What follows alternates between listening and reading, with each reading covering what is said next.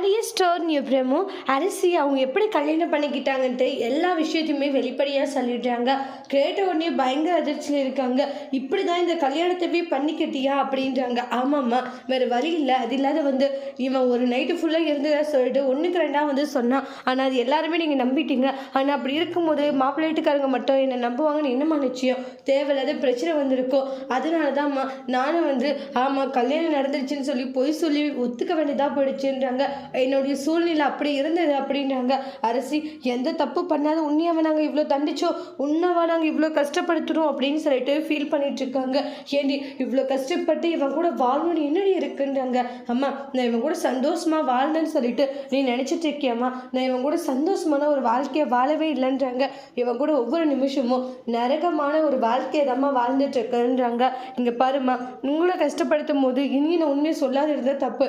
அதனால தான் இப்போ உண்மையை சொல்ல வேண்டிய நேரம் வந்துருச்சுன்ட்டு எல்லா உண்மையும் சொல்கிறாங்க.